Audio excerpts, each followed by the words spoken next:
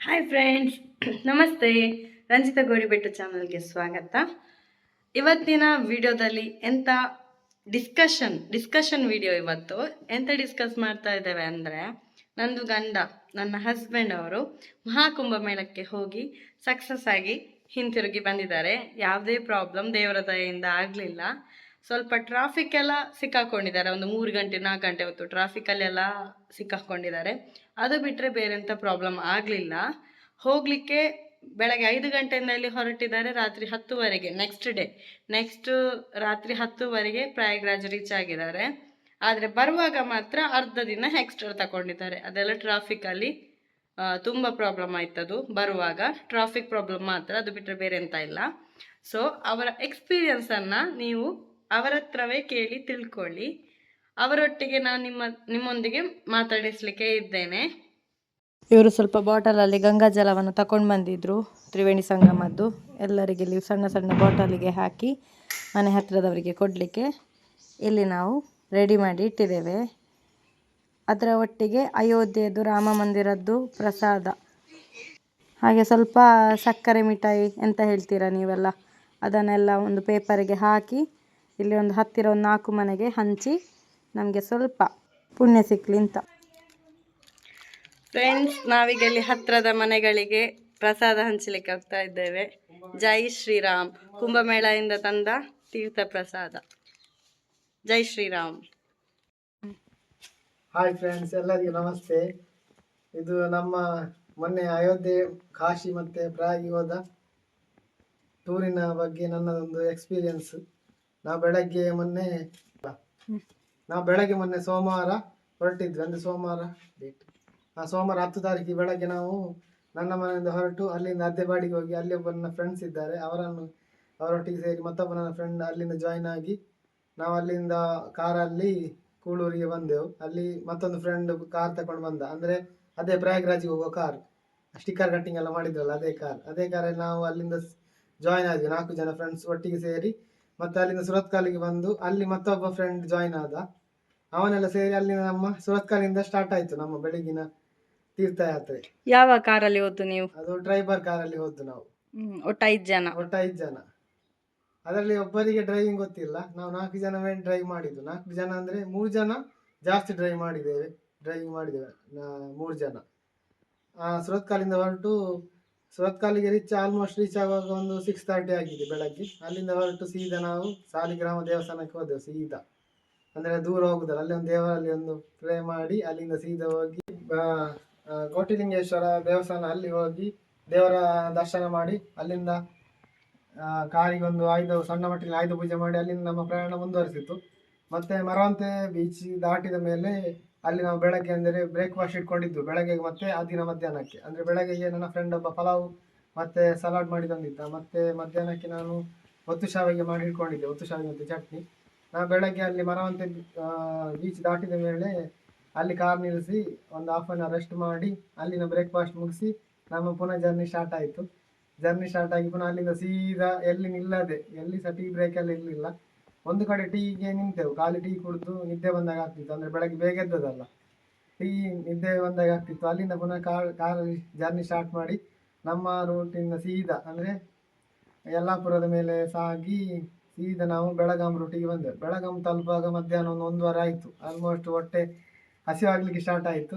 ಅಲ್ಲಿ ನಾವು ಒಂದು ಬೆಳಗಾಂ ಬರುವಾಗ ಒಂದು ದೊಡ್ಡ ಮರ ಬಂತು. ಅಲ್ಲಿ ನಾವು ನಮ್ಮ ಕಾರನ್ನು ನಿಲ್ಲಿಸಿ, ಕಾರಿಗೆ ಸಹ ರೆಸ್ಟ್ ಬೇಕಲ್ಲ, ಅದನ್ನು ನಿಲ್ಲಿಸಿ ನಮ್ಮ ಹೊಟ್ಟೆ ಸಹ ಖಾಲಿಯಾಗಿತ್ತು. ಅಲ್ಲಿ ನಮ್ಮ ಮಧ್ಯಾಹ್ನದ ಊಟ ಅಂದರೆ ತಂದ ಸೇಮಿಗೆ ಭಾತನ್ನೆಲ್ಲ ನಾವು ಹಂಚಿ ಶೇರ್ ಮಾಡಿ ತಿಂದೆವು. ಅಲ್ಲಿ ಒಂದು ಅರ್ಧ ಗಂಟೆ ರೆಸ್ಟ್ ಮಾಡಿ ಅಲ್ಲಿ ಕೂತು, ಅಲ್ಲಿ ಅಂದರೆ ಸಿಕ್ಕಾಪಟ್ಟೆ ಬಿಸಿಲು ಮಾತ್ರ ಅಲ್ಲಿ ಸ್ವಲ್ಪ ರೆಸ್ಟ್ ಮಾಡಿ ನಮ್ಮ ಜರ್ನಿ ಪುನಃ ಸ್ಟಾರ್ಟ್ ಆಯಿತು.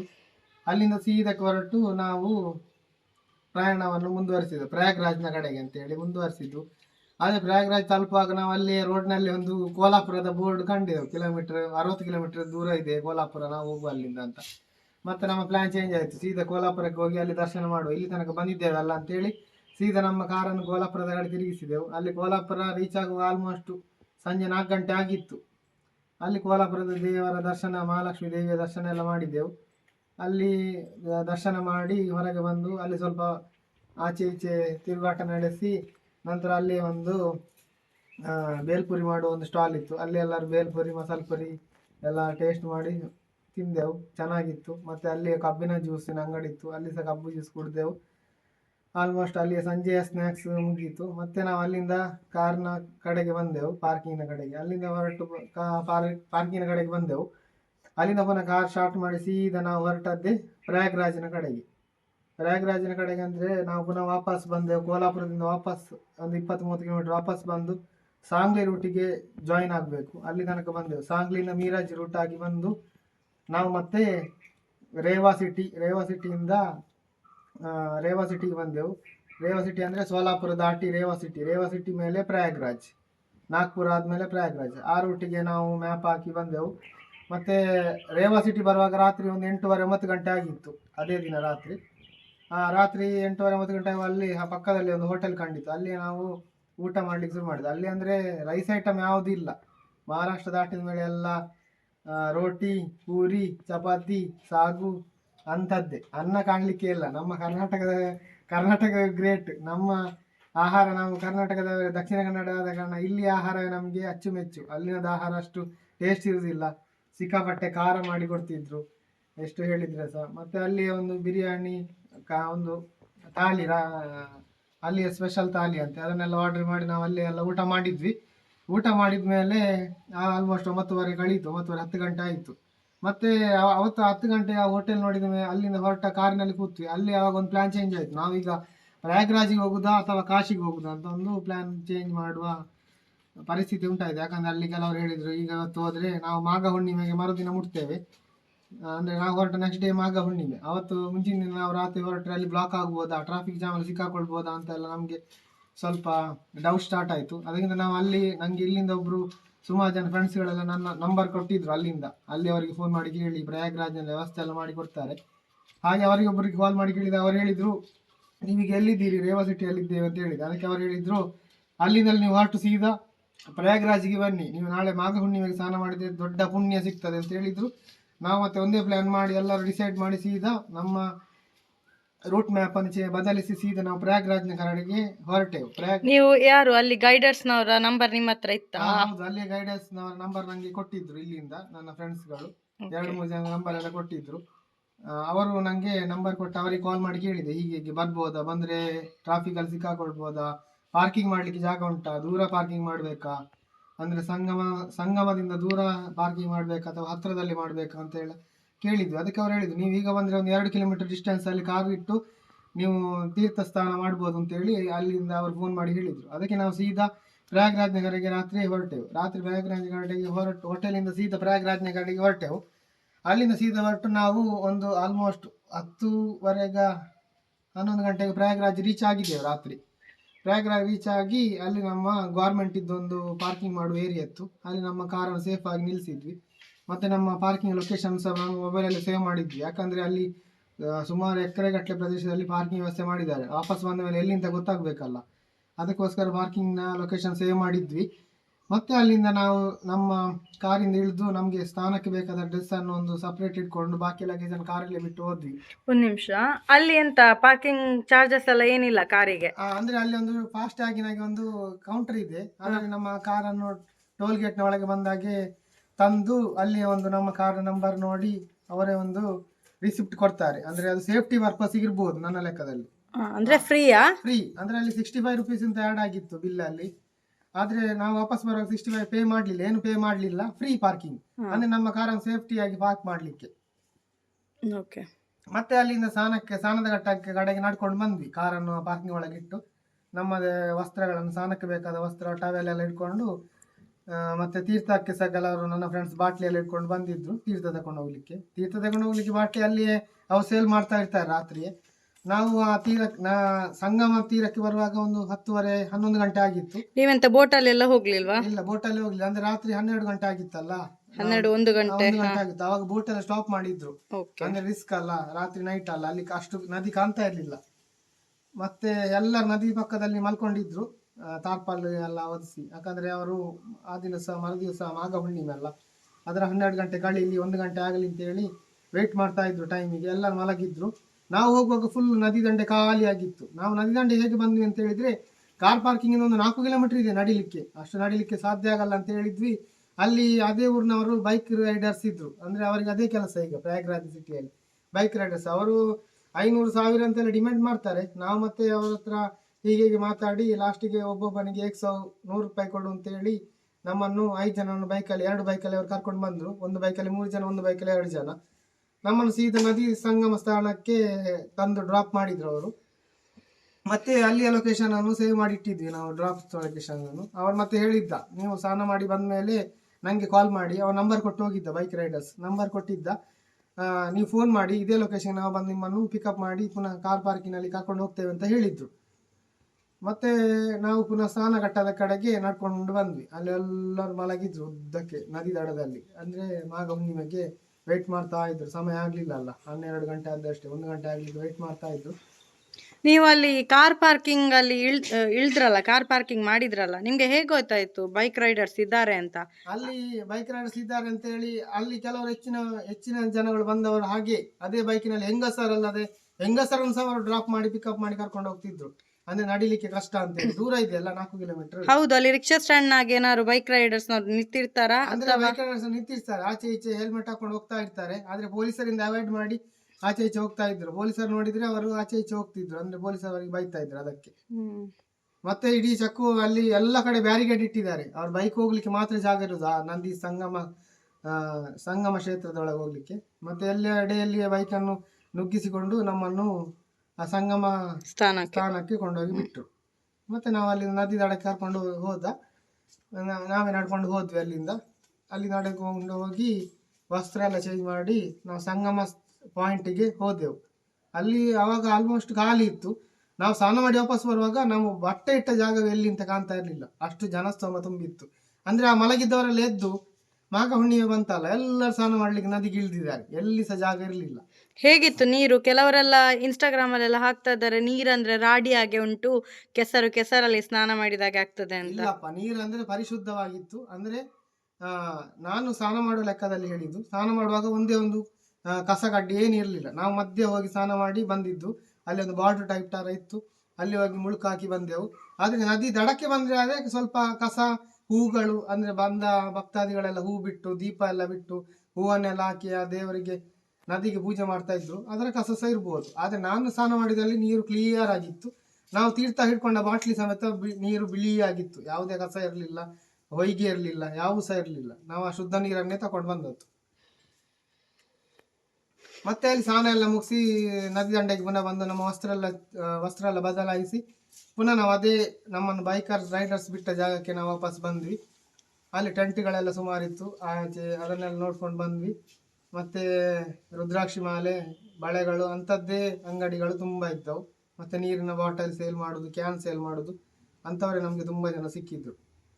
ಮತ್ತೆ ವಾಪಸ್ ಅಲ್ಲಿ ಬೈಕ್ ರೈಡರ್ ಬಿಟ್ಟ ಜಾಗಕ್ಕೆ ನಾವು ವಾಪಸ್ ಬಂದ್ವಿ.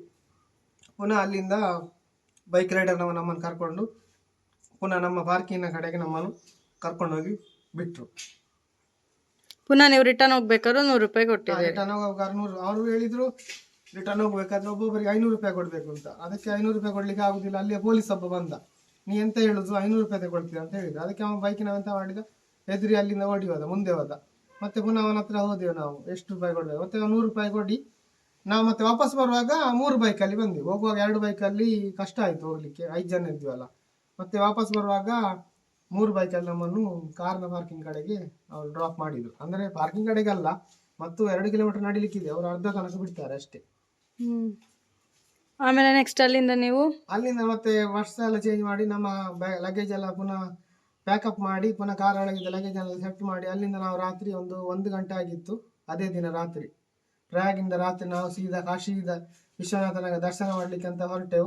ಆದ್ರೆ ಎಂತ ಆಯ್ತು ಅಂತ ಹೇಳಿದ್ರೆ, ಎಲ್ಲ ದಾರಿ ತಪ್ಪಿಸಿ, ಟ್ರಾಫಿಕ್ ಅನ್ನೆಲ್ಲ ತಪ್ಪಿಸಿ ನಾವು ಆಲ್ಮೋಸ್ಟ್ ಬಂದೆವು.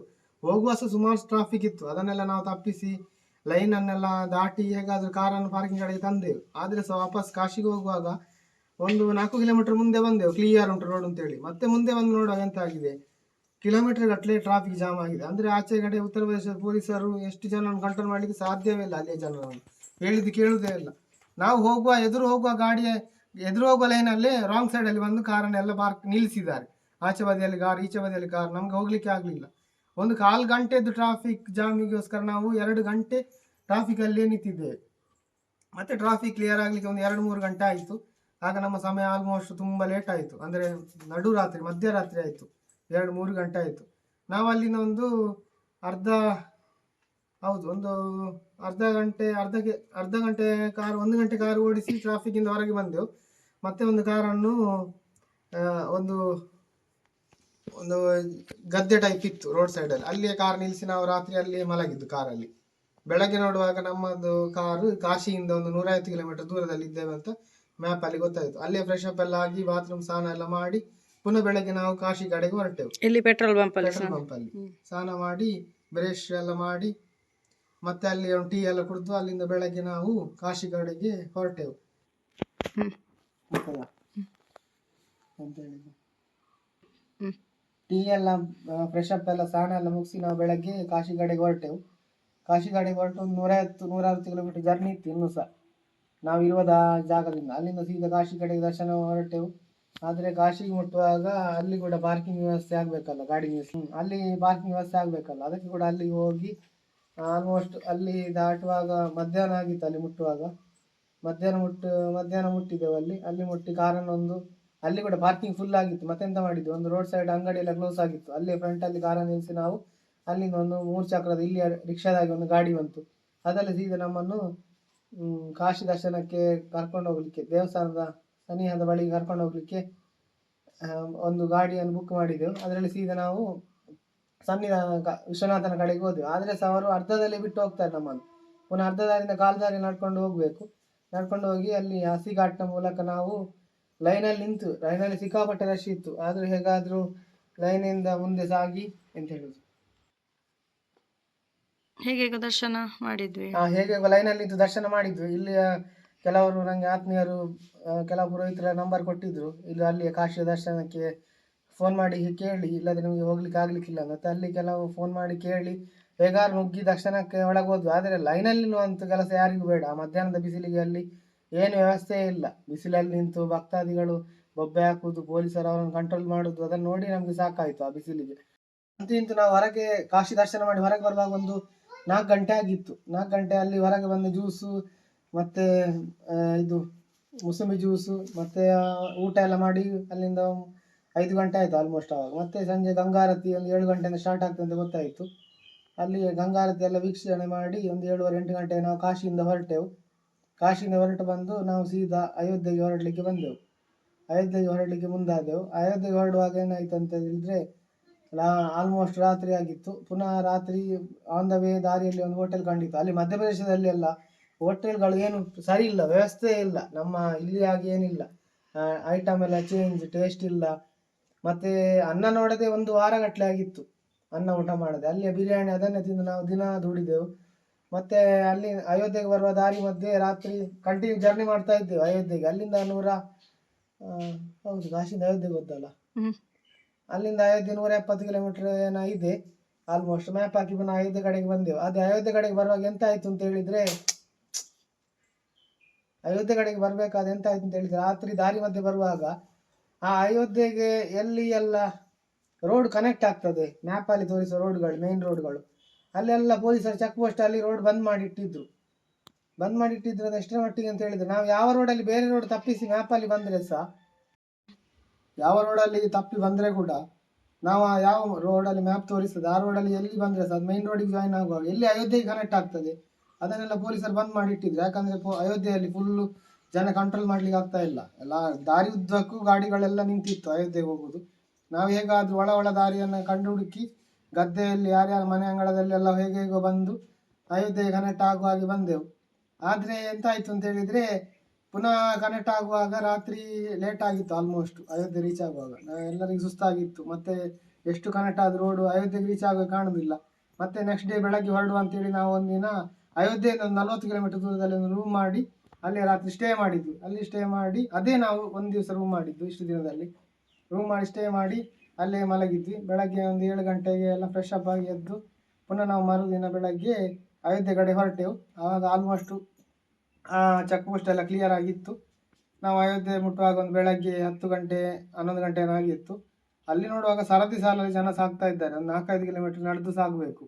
ನಮ್ಮ ಕಾರನ್ನು ಅಲ್ಲಿ ಪಾರ್ಕಿಂಗ್ ಮಾಡಿಟ್ಟು ಪುನಃ ಅಲ್ಲಿ 2 ಗಾಡಿಯಲ್ಲಿ ಅದೇ 3 ಚಕ್ರದ ಅಲ್ಲಿಯ ಗಾಡಿಯಲ್ಲಿ ನಮ್ಮನ್ನು ಅಯೋಧ್ಯೆ ಕಡೆಗೆ ಬಿಟ್ಟರು ಡ್ರಾಪ್ ಮಾಡಿ.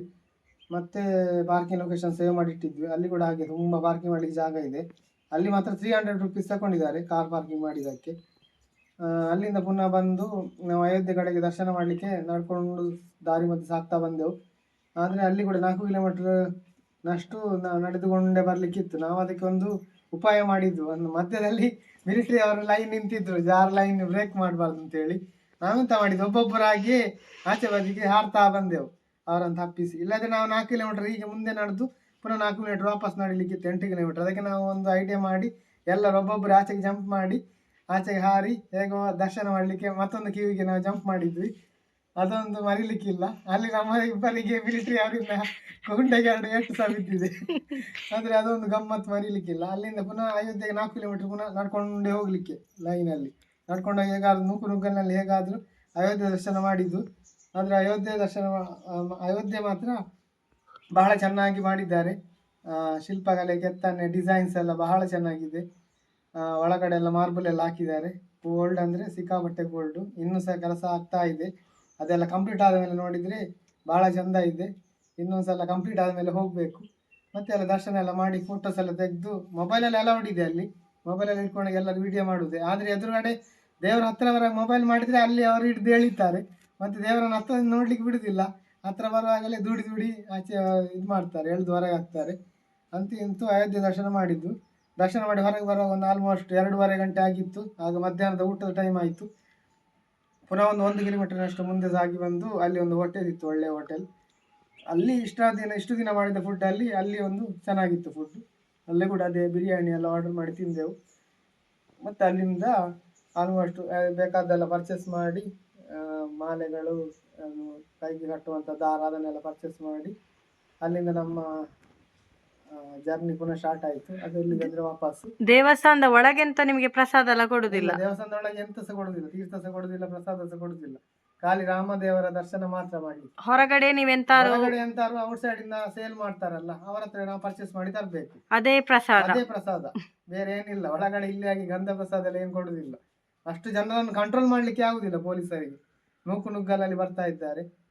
ಮತ್ತೆ ಅಲ್ಲಿಂದ ಹೊರಗೆ ಬಂದು ಊಟ ಎಲ್ಲ ಮುಗಿಸಿ ನಮ್ಮ ದರ್ಶನ ಊಟ ಎಲ್ಲ ಮುಗಿಸಿ ಅಲ್ಲಿಂದ ನಮ್ಮ ವಾಪಸ್ ಜರ್ನಿ ಶುರುವಾಯಿತು. ಅದು ನಮ್ಮ ವಾಪಸ್ ಹೇಳಿದರೆ ಮಂಗಳೂರಿಗೆ.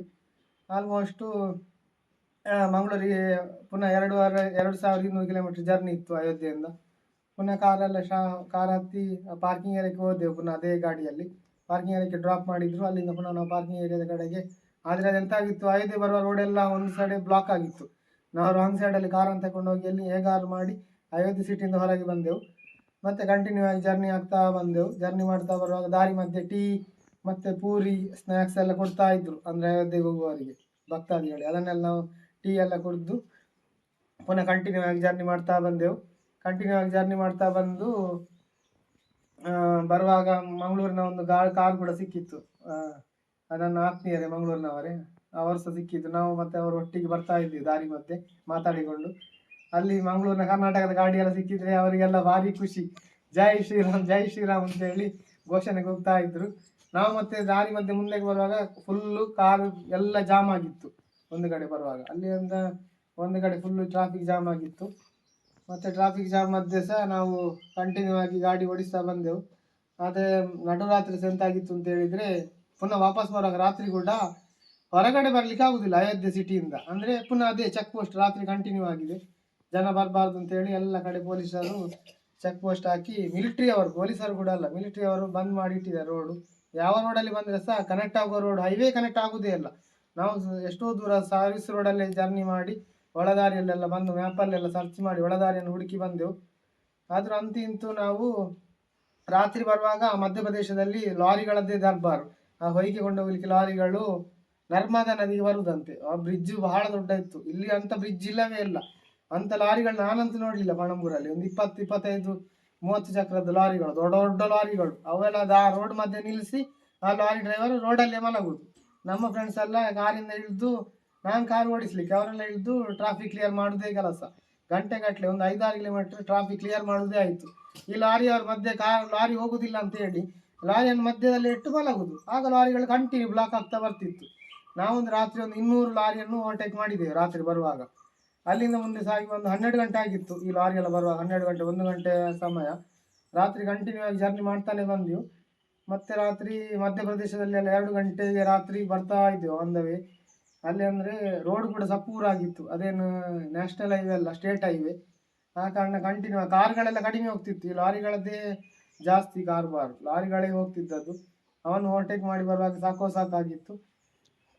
ಅಲ್ಲಿಂದ ಕಂಟಿನ್ಯೂ ಜರ್ನಿ ಮುಗಿಸಿ ಬಂದು ಪುನಃ ಅದೇ ನಾವು ರೋಡ್ ತಪ್ಪಿಸ್ಲಿಕ್ಕೋಸ್ಕರ 2 ಟೋಲಲ್ಲಿ ವಾಪಸ್ ಹೋಗಿ ಬಂದು ಮಾಡಿದ್ವಿ. ಹೋದ ದಾರಿಯಲ್ಲೇ ಪುನಃ ಬರೋದು. ಮ್ಯಾಪ್ ಸಿಕ್ಕಲೇ ಇಲ್ಲ, ಮತ್ತೆ ರೋಡ್ ಸಿಕ್ಕಲೇ ಇಲ್ಲ. ಅದಕ್ಕೆ ಎಂತ ಆಯಿತು ಅಂತ ಹೇಳಿದರೆ, ಇನ್ನು ರಾತ್ರಿಗೆಲ್ಲ ಜರ್ನಿ ಮಾಡಿದ್ರೆ ಆಗ್ಲಿಕ್ಕಿಲ್ಲ ಅಂತ ಹೇಳಿದ್ವಿ. ಪುನಃ ಟೋಲ್ ಗೇಟ್ ದಾಟಿದ ಮೇಲೆ ಅಲ್ಲಿ ಒಂದು 2 ಗಂಟೆ ರೆಸ್ಟ್ ಮಾಡಿದ್ವಿ. ಒಂದು 2 ಗಂಟೆಗೆ ಕಾರ್ ನಿಲ್ಲಿಸಿ ಒಂದು 5 ಗಂಟೆ ತನಕ ರೆಸ್ಟ್ ಮಾಡಿ ಕಾರಲ್ಲಿ ಎಲ್ಲರೂ ಮಲಗಿದ್ವಿ. ಮತ್ತೆ ನಾವು ಕಂಟಿನ್ಯೂ ಆಗಿ ಜರ್ನಿ ತಗೊಂಡ್ವಿ. ಅದು ಸಪುರ ದಾರಿ ಎಲ್ಲ ತೋರಿಸಿತ್ತು. ಒಂದು ಕಾರ್ ಹೋಗ್ತಾ ಇತ್ತು ಅಂತ ಹೇಳಿದ್ರೆ ಹಿಂದೆ ಹೋದ್ವಿ. ಅದು ಸರ್ವಿಸ್ ರೋಡಿಂದ ಸಣ್ಣ ರೋಡಲ್ಲಿ ಹೋಗಿ ಹೈವೇ ಕನೆಕ್ಟ್ ಆಗುತ್ತೆ ಅಂತೇಳಿ. ಆದರೆ ಅದು ರೋಡ್ ಕನೆಕ್ಟ್ ಆಗಿ ಯಾರ್ದ ಮನೆಗೆ ಹೋಗುವಾಗಿತ್ತು. ಮುಂದೆ ಹೋಗುವಾಗ ರೋಡ್ ಸಪುರ ಆಗ್ತಾ ಬಂತು. ಅಲ್ಲಿ ಹೋದಾಗ ಅಲ್ಲಿ ಎಲ್ಲ ಹೈಯೆಸ್ಟ್ ಮಧ್ಯಪ್ರದೇಶದಲ್ಲಿ ಎಮ್ಮೆ ಸಾಕಣೆ ಮಾಡ್ತಾರೆ. ಅದು ಹೋಗಿ ನಿಂತದ್ದು ಎಮ್ಮೆ ಹಟ್ಟಿ ಹತ್ರ ಹೋಗಿ. ಮತ್ತೆ ಆ ಮನೆ ಒಬ್ಬ ಟ್ರ್ಯಾಕ್ಟರ್ನಲ್ಲಿ ಬಂದು, ಓ ಭಯ್ಯ ಅಲ್ಲಿ ಹೋಗ್ಬೇಡಿ, ಇದರ ಈಚೆ ಹೋಗಿ ಅಂತೇಳಿ ಹೇಳಿದ್ರು. ದಾರಿ ಇಲ್ಲಿದೆ, ರೋಡು ಈಚೆ ಆಗು ಅಂತ ಹೇಳಿದ್ರು. ಮತ್ತೆ ನಾವು ಕಾರಿನಲ್ಲಿ ತಿರುಗಿಸಿ ಮುಂದೆ ಬಂದ್ವಿ. ಅದೆಂತ ಆಯ್ತು ಅಂತೇಳಿ, ನಮ್ಮ ಕಾರು ತುಂಬ ಲಾಂಗ್ ಇದ್ದ ಕಾರಣ ಅದೊಂದು ಇಕ್ಕಟ್ಟಿನಲ್ಲಿ ಸಿಕ್ಕಾಕೊಂಡಾಗ ಆಯಿತು. ಮತ್ತೆ ನನ್ನ ಫ್ರೆಂಡ್ಸ್ ಎಲ್ಲ ಕಾರಿಂದ ಇಳಿದ್ರು. ಆಗ ಸ್ವಲ್ಪ ಕಾರ್ನ ವೇಟ್ ಕಡಿಮೆ ಆಯಿತು. ಅಲ್ಲಿಂದ ಕಾರ್ ಮುಂದೆ ಪಾಸಾಗಿ ನಾವು ಪುನಃ ಕಾರಲ್ಲೆಲ್ಲ ಹತ್ತಿ ಕೂತೆವು. ಪುನಃ ನಾವು ಅಲ್ಲಿ ರೋಡ್ ಹುಡುಕುವ ತನಕ ತಿರುಗಾಟ ಮಾಡ್ತಾ ಇದ್ವಿ. ರಾತ್ರಿ ಇಡೀ ತಿರುಗಾಡ್ತಾ ಆಗ್ತಿತ್ತು. ಮತ್ತೆ ರಾತ್ರಿಗೆ ಟೋಲ್ ಗೇಟ್ ಹತ್ರ ಗಾಡಿ ಸ್ವಲ್ಪ ಸೈಡಿಗೆ ಹಾಕಿ ಅಲ್ಲೇ ರೆಸ್ಟ್ ಮಾಡಿದ್ವಿ. ಮತ್ತೆ ಬೆಳಗ್ಗೆ ಆಗುವಾಗ ಒಂದು 5 ಗಂಟೆ ಅಂದಾಜಿಗೆ ಪುನಃ ಕಾರನ್ನು ಸ್ಟಾರ್ಟ್ ಮಾಡಿ ಹೊರಟು ಪುನಃ ಮ್ಯಾಪ್ ಹಾಕಿ ಅದೇ ಬಂದ ದಾರಿಯಲ್ಲೇ ಬಂದೆವು. ಅಲ್ಲಿ ಕೂಡ ಈಗ ಬೆಳಗ್ಗೆ ಕೂಡ ಹಾಗೆ ಚೆಕ್ ಪೋಸ್ಟ್ ಇತ್ತು. 4 ಗಂಟೆಗಿತ್ತು, 5 ಗಂಟೆಗಿತ್ತು. ಚೆಕ್ ಪೋಸ್ಟ್ ದಾಟಿ ಸ್ವಲ್ಪ ಮುಂದೆ ಬರುವಾಗ ಎಡದ ಬದಿಗೆ ಒಂದು ರೋಡ್ ಕಾಣಿಸಿತ್ತು. ಅಂದರೆ ಚಿತ್ರಕೂಟ ಆಗಿ ಬರುವ ರೋಡ್. ಚಿತ್ರಕೂಟಿಂದ ಮಧ್ಯಪ್ರದೇಶಕ್ಕೆ ಕನೆಕ್ಟ್ ಮಾಡುವ ರೋಡ್. ಅಂದರೆ ನಾವು ಹೋದ ರೋಡ್ ಅಲ್ಲ, ಇದು ಬರುವಾಗ ಬೇರೆ ರೋಡು. ಚಿತ್ರಕೂಟಿಂದ ಮಧ್ಯಪ್ರದೇಶಕ್ಕೆ ಬಂದು ಮಧ್ಯಪ್ರದೇಶದಿಂದ ನಾಗ್ಪುರಕ್ಕೆ ಬರುವ ಒಂದು ಸ್ಟೇಟ್ ಹೈವೇ ಕನೆಕ್ಟ್ ಮಾಡಿತ್ತು ಆ ಮ್ಯಾಪು. ನಂತರ ಆ ಮ್ಯಾಪ್ ಪ್ರಕಾರವೇ ನಾವು ಬಂದೆವು. ಕಂಟಿನ್ಯೂ ಆಗಿ ಬಂದು ಆಲ್ಮೋಸ್ಟ್ ಮಧ್ಯಪ್ರದೇಶದ ರೋಡ್ಗಳಲ್ಲೆಲ್ಲ ಕಂಟಿನ್ಯೂ ಆಗಿ ಬಂದು, ಅಲ್ಲಿ ಏನು ಹೋಟೆಲ್ಗಳೇನು ವ್ಯವಸ್ಥೆ ಇರಲಿಲ್ಲ. ದಾರಿ ಉದ್ದಕ್ಕೂ ಪೆಟ್ರೋಲ್ ಪಂಪ್ಗಳು ರಾಶಿ ಗಟ್ಟಲೆ ಇದೆ, ಬೇರೆ ಏನು ವ್ಯವಸ್ಥೆ ಇಲ್ಲ. ಕಂಟಿನ್ಯೂ ಆಗಿ ಜರ್ನಿ ಮಾಡ್ತಾ ಬಂದೆವು. ಅಲ್ಲಿ ಒಂದು ಪೆಟ್ರೋಲ್ ಪಂಪ್ ಸಿಕ್ಕಿತ್ತು. ಅಲ್ಲಿ ನಮ್ಮ ಕಾರಲ್ಲಿ ಪೆಟ್ರೋಲ್ ಸಹ ಆಲ್ಮೋಸ್ಟ್ ಖಾಲಿ ಆಗಿತ್ತು. ಮತ್ತು ಫುಲ್ ಟ್ಯಾಂಕ್ ಮಾಡಲಿಕ್ಕೆ ಪೆಟ್ರೋಲ್ ಪಂಪಿಗೆ ಹೋದೆವು. ಅಲ್ಲಿ ನಾವು ಸ್ನಾನ ಫ್ರೆಶ್ ಅಪ್ ಎಲ್ಲ ಮಾಡಿ ಕಾರಿಗೆ ಸಹ ಫ್ಯೂಲ್ ತುಂಬಿಸಿ ಅಲ್ಲಿಂದ ಪುನಃ ಕಂಟಿನ್ಯೂ ಆಗಿ ಮಧ್ಯಪ್ರದೇಶದಲ್ಲಿ ಜರ್ನಿ ಮಾಡ್ತಾ ಬಂದೆವು. ಆಲ್ಮೋಸ್ಟ್ ಜರ್ನಿ ಮಾಡ್ತಾ ಬಂದು ನಾವು ಸೋಲಾಪುರ ಮುಟ್ಟುವಾಗ ಆ ದಿನ ರಾತ್ರಿ ಆಗಿತ್ತು. ಸೋಲಾಪುರದಲ್ಲಿ ಕಂಟಿನ್ಯೂ ಜರ್ನಿ ಮಾಡಿ ರಾತ್ರಿ ಬಂದೆವು. ಮತ್ತು ರಾತ್ರಿ ಜರ್ನಿ ಮಾಡಿ ಪುನಃ ಕಂಟಿನ್ಯೂ ಜರ್ನಿ ಆಗ್ತಾ ಇತ್ತು. ಅಂದರೆ 34 ಗಂಟೆ ಜರ್ನಿ ಮಾಡಬೇಕು ಅಯೋಧ್ಯೆಯಿಂದ ಮಂಗಳೂರಿಗೆ. ಆದರೆ 2-3 ಗಂಟೆ ನಮ್ಮದು ವೇಸ್ಟ್ ಆಗಿದೆ ಆಚೆ ಈಚೆ ಸುತ್ತಾಟ ಮಾಡಿ. ಪುನಃ ಕಂಟಿನ್ಯೂ ಜರ್ನಿ ಮಾಡಿ ಬಂದು ನಾವು ಮತ್ತೆ ಪುನಃ ಅಂದರೆ ಮಂಗಳೂರು ಕಡೆಗೆ ಹೊರಟೆವು. ಅಲ್ಲಿಂದ ಮಧ್ಯಪ್ರದೇಶ ಎಲ್ಲ ದಾಟಿ ಪುನಃ ಅದೇ ಮಧ್ಯಪ್ರದೇಶದಿಂದ ಕನೆಕ್ಟ್ ಆಗೋದು ಪುನಃ ನಾಗ್ಪುರಿಂದ ಸೋಲಾಪುರದಿಂದ ನಾವು ಮತ್ತೆ ಗೋವಾ ರೂಟ್ ಆಗಿ ಕಾರವಾರ ರೂಟಿಗೆ ಬಂದೆವು. ಆದರೆ ಕಾರವಾರ ರೂಟಿಗೆ ಬರೋ ಮೊದಲು ರಾತ್ರಿ ಆಗಿತ್ತು. ಎಲ್ಲಿ ಮಹಾರಾಷ್ಟ್ರ ರೀಚ್ ಆಗುವಾಗಲೇ ರಾತ್ರಿ ಆಗಿತ್ತು. ಅಲ್ಲಿ ಕೂಡ ಟೋಲ್ ಗೇಟ್ನ ಹತ್ರ ಗಾಡಿ ಸ್ವಲ್ಪ ನಿಲ್ಲಿಸಿ ರೆಸ್ಟ್ ಮಾಡಿ ರಾತ್ರಿ ನಿದ್ದೆ ಮಾಡಿ ಪುನಃ ಮರುದಿನ ಬೆಳಗ್ಗೆ ಮಹಾರಾಷ್ಟ್ರ ರೀಚ್ ಆಗಿದ್ದೆವು. ಆ ರಾತ್ರಿ ಮಹಾರಾಷ್ಟ್ರ ರೀಚ್ ಆಗಿದ್ದೆವು. ಪುನಃ ಬೆಳಗ್ಗೆ ನಾವು ಫ್ರೆಶ್ ಅಪ್ ಆಗಿ ಟೀ ಸ್ನಾನ ಎಲ್ಲ ಮಾಡಿ ಅಲ್ಲಿಂದ ಪುನಃ ಮಹಾರಾಷ್ಟ್ರದಿಂದ ಸೋಲಾಪುರದಿಂದ ಹೊರಟೆವು. ಸೋಲಾಪುರದಿಂದ 750 ಕಿಲೋಮೀಟರ್ಸ್ ಇದೆ ಆಲ್ಮೋಸ್ಟ್ ಈಚೆ ಬರಬೇಕು ಅಂತ ಆದರೆ. ನಾವು ಪುನಃ ಕಂಟಿನ್ಯೂ ಜರ್ನಿ ಮಾಡಿ ಪುನಃ ನಾವು ಮ್ಯಾಪನ್ನು ಗೋವಾದ ಕಡೆ ಹಾಕಿದ್ವಿ. ಗೋವಾದ ಕಡೆ ಹಾಕುವಾಗ ನಾವು ಪುನಃ ಮಿರ್ಜಾನ್ ಸಾಂಗ್ಲಿ ರೂಟ್ ಆಗಿ ಬಂದು ಬೆಳಗಾಂ ಬರುವಾಗ ನನ್ನ ಹೆಣ್ಣು ಹೇಳಿದ್ದ ಅಲ್ಲಿಂದ ಕುಂತ ತರಲೇಬೇಕು, ಮಿಸ್ ಮಾಡಬೇಡಿ ಅಂತ. ಮತ್ತು ಅಲ್ಲಿ ನಾವು ಒಂದು ಕಲ್ಲಂಗಡಿ ಅಂಗಡಿ ಎಲ್ಲ ಇತ್ತು, ಒಳ್ಳೆ ಭಾರಿ ಟೇಸ್ಟ್ ಇತ್ತು ಕಲ್ಲಂಗಡಿ. ದೊಡ್ಡ ಕಲ್ಲಂಗಡಿ ಎಲ್ಲ ಪರ್ಚೇಸ್ ಮಾಡಿದ್ವಿ. ಮತ್ತು ಪರ್ಚೇಸ್ ಮಾಡಿ ಅಲ್ಲಿ ಬೆಳಗಾಂ ಕುಂದ ಫೇಮಸ್ ಅಲ್ಲ, ಅಲ್ಲಿ ಕುಂದ ಕೂಡ ನಾವು ಎಲ್ಲ ಫ್ರೆಂಡ್ಸ್ ಎಲ್ಲ ಕುಂದ ಎಲ್ಲ ತಗೊಂಡ್ರು. ಅಲ್ಲಿ ಸ್ಪೆಷಲ್ ಐಟಮ್ ಎಲ್ಲ ತಗೊಂಡು ಪುನಃ ಅಲ್ಲಿ ಒಂದು ಕಬ್ಬಿನ ಜ್ಯೂಸ್ ಎಲ್ಲ ಕುಡಿದು ನಮ್ಮೊಟ್ಟಿಗೆ ಒಬ್ಬರು ಪೊಲೀಸ್ ಕೂಡ ಬಂದಿದ್ದರು. ಅಂದರೆ ಅವರು ಡ್ರಾಪ್ ಬೇಕಿತ್ತಂತೆ. ಅವರು ಎಲ್ಲಿ ಮೀರಾಜಿಂದ ನಮ್ಮೊಟ್ಟಿಗೆ ಬೆಳಗಾಂ ತನಕ ಬಂದಿದ್ದು. ಅಂದರೆ ಮೀರಾಜಿಂದ ಬೆಳಗಾಮಿಗೆ ಒಂದು 120 ಕಿಲೋಮೀಟರ್ಸ್ ಇದೆ. ನಮ್ಮೊಟ್ಟಿಗೆ ಅವ್ರು ಬಂದಿದ್ದು. ಅವರಿಗೆ ಕೋರ್ಟಿಗೆ ಹೋಗ್ಲಿಕ್ಕೆ ಇತ್ತಂತೆ. ನಮ್ಮೊಟ್ಟಿಗೆ ಇದ್ದು ನಮಗೆ ಕಾರಲ್ಲಿ ಸೇಫ್ಟಿಗೆ ಸಾಕ್ತಿತ್ತು, ಎಲ್ಲದಕ್ಕೂ ಆಗ್ತಿತ್ತು. ನಾವು ಗಾಡಿಯನ್ನೆಲ್ಲ ಓವರ್ಟೇಕ್ ಮಾಡಿ ಬರುವಾಗ ಒಬ್ಬ ಬೈಕಿನ ನಮಗೆ ಬೈಲಿಕ್ಕೆ ಬಂದ. ಅವನು ಪೊಲೀಸನ್ನು ನೋಡಿ ಬೈಲಿಲ್ಲ, ಸೀದಾ ಹೋದದ್ದೆ. ನಾವೆಲ್ಲ ಗಾಡಿನ ಓವರ್ಟೇಕ್ ಮಾಡಿ ಬಂದು ಅವರನ್ನು ಬೆಳಗಾವಲ್ಲಿ ಬಿಟ್ವಿ. ಅವ್ರು ಹೇಳಿದ್ರು ಇಲ್ಲೇ ಮುಂದ್ಗಡೆ ಕುಂದ ಒಳ್ಳೆ ಟೇಸ್ಟ್ ಸಿಗ್ತದೆ, ನೀವು ತಗೊಳ್ಳಿ ಅಂತ ಹೇಳಿದರು. ಮತ್ತು ಅವ್ರನ್ನ ಅಲ್ಲಿ ನಾವು ಡ್ರಾಪ್ ಮಾಡಿ ಕುಂದ ಪರ್ಚೇಸ್ ಮಾಡಿ ಅಲ್ಲಿ ಜ್ಯೂಸ್ ಎಲ್ಲ ತಗೊಂಡು ಕಬ್ಬು ಜ್ಯೂಸ್ ಎಲ್ಲ ಕುಡಿದು ಪುನಃ ಅಲ್ಲಿಂದ ನಮ್ಮ ಜರ್ನಿ ಸ್ಟಾರ್ಟ್ ಆಯಿತು. ಅಲ್ಲಿಂದ ಜರ್ನಿ ಬೆಳಗಾವಿಂದ ಸೀದಾ ನಾವು ಜೋಯ್ಡಾ ರೂಟಲ್ಲಿ ಬಂದ್ವಿ. ಅಂದರೆ ಗೋವಾಕ್ಕೆ ಅಂತ ಬಂದದ್ದು, ಅಲ್ಲಿ ಸ್ವಲ್ಪ ರೂಟ್ ಚೇಂಜ್ ಮಾಡಿದ್ವಿ. ಗೋವಾಕ್ಕೆ ಹೋಗಿ ಪುನಃ ಸುತ್ತ ಆಗ್ತದೆ ಅಂತ, ಲಾಂಗ್ ಆಗ್ತದೆ ಅಂತೇಳಿ ಜೋಯ್ಡಾ ರೂಟಲ್ಲಿ ಬಂದ್ವಿ. ಜೋಯ್ಡಾ ರೂಟ್ ಬರುವಾಗ ಆಲ್ಮೋಸ್ಟ್ ಮಧ್ಯಾಹ್ನ 12:30 ಆಗಿತ್ತು, ಅಂದರೆ ಬೆಳಗಾವಿಂದ ಜೋಯ್ಡಾ ಬರುವಾಗ. ಅಲ್ಲಿ ಒಂದು ವೆಜ್ ಹೋಟೆಲ್ ಕಂಡಿತ್ತು. ಇನ್ನು ಮತ್ತೆ ಕಾಡು ಸಿಕ್ಕುದಲ್ಲ, ಅಂದರೆ Kali river forest, Supa dam, ಅಲ್ಲೆಲ್ಲ ಫುಲ್ ಫಾರೆಸ್ಟೇ ಇರೋದು. ಅಲ್ಲಿ ಯಾವ ಹೋಟೆಲ್ ತಿಂಡಿ ಅಂಗಡಿಯಲ್ಲಿ ಯಾವುದು ಇರುವುದಿಲ್ಲ. ಇಲ್ಲಿ 1 ಗಂಟೆ ಆಗಿತ್ತು. ಅಲ್ಲಿ ನಾವು ಊಟದ ಬ್ರೇಕಿಗೆ ನಿಲ್ಲಿಸಿದ್ವಿ. ಅಲ್ಲಿ ಊಟ ಮಾಡಿದ್ವಿ. ಅವತ್ತೇ 1 ವಾರ 6 ದಿನದಲ್ಲಿ ಲಾಸ್ಟಿನ ದಿನವೇ ನಮಗೆ ಅನ್ನ ಸಿಕ್ಕಿದ್ದು ಆ ಹೋಟೆಲಲ್ಲಿ. ಅಷ್ಟರ ತನಕ ನಾವು ಅನ್ನ ವೈಟ್ ರೈಸ್ ಕಾಣಲಿಲ್ಲ, ಬಾಯ್ಲ್ಡ್ ರೈಸ್ ಸಹ ಕಾಣಲಿಲ್ಲ. ಅಲ್ಲಿ ಎಲ್ಲರೂ ಊಟ ಎಲ್ಲ ಮಾಡಿ ಪುನಃ ಕಾರಲ್ಲಿ ಜರ್ನಿ ಸ್ಟಾರ್ಟ್ ಆಯಿತು. ಅದೇ ಬರುವಾಗ ನಾವು ಈಚೆ ಕಡೆಯಿಂದ ಬಂದ್ವಿ, ಜೋಯ್ಡಾ ಆಗಿ ಸೂಪರ್ ಡ್ಯಾಮ್, ಕಾಳಿ ರಿವರ್, ಆ ರೂಟಲ್ಲಿ ಬಂದು ಆ ರೂಟು ಸಂಜೆ ಒಂದು 3 ಗಂಟೆ ಆಗಿತ್ತಂತ ಆಲ್ಮೋಸ್ಟ್. ಅಲ್ಲಿಂದ ನಾವು ಕಾರವಾರದ ಕಡೆಗೆ ಆ ರೂಟ್ ಜಾಯಿನ್ ಆಯಿತು. ಕಾರವಾರದಿಂದ ಪುನಃ ನಾವು ಜರ್ನಿ ಕಂಟಿನ್ಯೂ ಮಾಡಿ ಗೋಕರ್ಣ, ಹೊನ್ನಾವರ, ಕುಮಟಾ, ಭಟ್ಕಳ ಆಗಿ ಕುಂದಾಪುರ, ಮರವಂತೆ ಆಗಿ ಪುನಃ ಉಡುಪಿಗೆ ಬಂತು. ಉಡುಪಿ ಬರುವಾಗ ಸಂಜೆ ಒಂದು 7 ಗಂಟೆ ಆಗಿತ್ತು. ಆಗ ನಮ್ಮದು ಯಾವಾಗಲೂ ಟೀ ಬ್ರೇಕ್ ಒಂದು ಸಂಜೆ ಇರ್ತದೆ, ಅದಕ್ಕೋಸ್ಕರ ಅಲ್ಲಿಂದ ಹೋಟೆಲ್ ಕಂಡಿತ್ತು. ಅಲ್ಲಿ ಹೋಟೆಲಿಗೆ ಹೋಗಿ ಸ್ನ್ಯಾಕ್ಸ್ ಎಲ್ಲ ತಗೊಂಡು ತಿಂದು, ಅದು ನಮ್ಮ ಲಾಸ್ಟ್ ಜರ್ನಿ ಅಲ್ಲ, ಇನ್ನು ಫ್ರೆಂಡ್ಸ್ ಎಲ್ಲ ಆಗಿ ಸೇರೋದಿಲ್ಲ ಅಲ್ಲ, ಅಲ್ಲೇ ಗಮ್ಮತ್ತು ಮಾಡಿ ಕಾಫಿ ಟೀ ಜ್ಯೂಸ್ ಎಲ್ಲ ಕುಡಿದು ಪುನಃ ಆ ಉಡುಪಿ ಹೋಟೆಲಿಂದ ಮಂಗಳೂರು ಕಡೆಗೆ ನಾವು ಬಂದ್ವಿ. ಅಲ್ಲಿಂದ ಫ್ರೆಂಡ್ಸ್ಗಳು ಒಬ್ಬೊಬ್ಬರೇ ಇಳಿತಾ ಬಂದರು. ಒಬ್ಬರು ಸುರತ್ಕಲಲ್ಲಿ ಇಳಿದ್ರು, ನಾವಿಬ್ಬರು ಬಜ್ಪೆ ಹತ್ರ ನಮ್ಮ ಡ್ರಾಪ್ ಮಾಡಿದರು. ಅಲ್ಲಿ ನಮ್ಮ ಕಾರ್ ಅಲ್ಲಿತ್ತು, ಅಲ್ಲಿ ಡ್ರಾಪ್ ಮಾಡಿದರು. ಅಲ್ಲಿಂದ ಮತ್ತೊಂದು ಕಾರಲ್ಲಿ ನಾವು ಪುನಃ ನನ್ನ ಮನೆ ಹತ್ತಿರಕ್ಕೆ ಬಂದೆ. ಮತ್ತೊಬ್ಬ ಕಾರ್ ತಗೊಂಡು ಬಂದವ ಅಲ್ಲಿಂದಲೇ ಕಾರನ್ನು ವಾಪಸ್ ಮಂಗಳೂರಿಗೆ ತಗೊಂಡು ಹೋದ್ರು. ಇಲ್ಲಿಗೆ ನಮ್ಮ ಜರ್ನಿ ಕಂಪ್ಲೀಟ್ ಆಯಿತು, ಸಕ್ಸಸ್ಫುಲ್ಲಿ ಕಂಪ್ಲೀಟ್ ಮಾಡಿದ್ದೇವೆ. ಎಲ್ಲಿ ಸಹ ಏನು ಪ್ರಾಬ್ಲಮ್ ಆಗಲಿಲ್ಲ, ಯಾವ ಪೊಲೀಸ್ ಸಹ ನಮ್ಮ ನಿಲ್ಲಿಸಲಿಲ್ಲ. ಮತ್ತು ಎಲ್ಲಿ ಸಹ ಯಾರಿಗೂ ಏನು ಆರೋಗ್ಯ ಸಮಸ್ಯೆ ಬರಲಿಲ್ಲ.